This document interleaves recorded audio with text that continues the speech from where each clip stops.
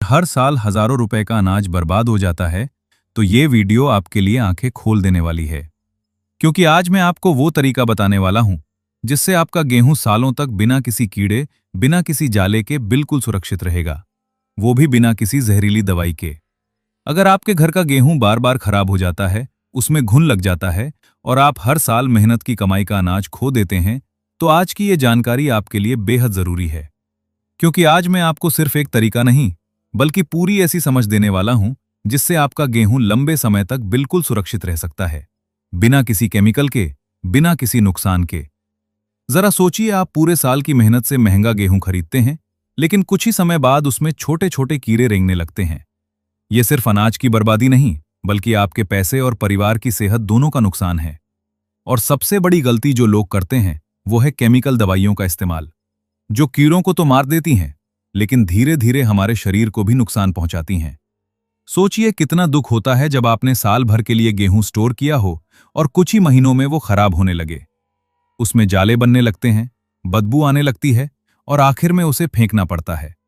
ये सिर्फ नुकसान नहीं, बल्कि एक बड़ी समस्या है जो लगभग हर घर में देखने को मिलती है।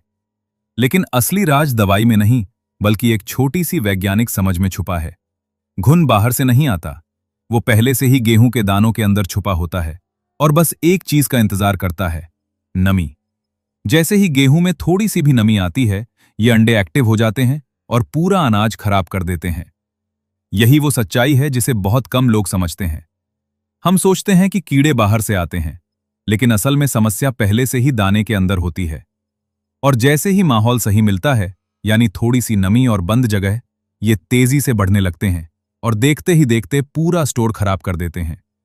इसलिए सबसे पहला और सबसे जरूरी स्टेप है गेहूं को सही तरीके से सुखाना। जब भी आप गेहूं घर लाएं, उसे सीधे ड्रम में भरने की गलती कभी ना करें। उसे 3 से 4 दिन तक तेज धूप में पतली परत में फैलाकर रखें और दिन में कई बार पलटते रहें, ताकि हर दाना पूरी तरह सूख जाए। याद रखिए, अगर दाना दांत से तोड़ने पर टक की आवाज करे, तभी वो पूरी तरह तैयार है। ध्यान रखें कि सुखाने की प्रक्रिया में जल्दबाजी बिल्कुल न करें। कई लोग 1-2 दिन धूप दिखाकर ही गेहूं को स्टोर कर देते हैं और यही सबसे बड़ी गलती होती है। हर दाने का अंदर तक सूखना बहुत जरूरी है, तभी आप उसे लंबे समय तक सुरक्षित रख पाएंगे। लेकिन यहां लोग दूसरी बड़ी गलती कर देते हैं, गर्म गेहूं को सीधे बंद ड्रम में भर देना।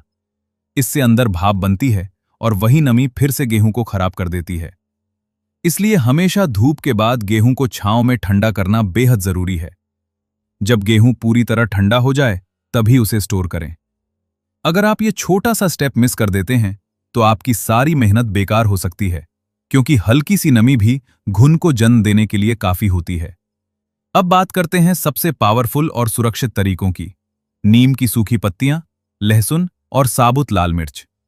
ये 3 चीजें मिलकर गेहूं के लिए नेचुरल सुरक्षा कवच बनाती हैं। इनकी गंध और गुण कीड़ों को पनपने ही नहीं देते। बस ध्यान रहे, सब कुछ सूखा होना चाहिए, वरना फायदा नहीं, नुकसान होगा।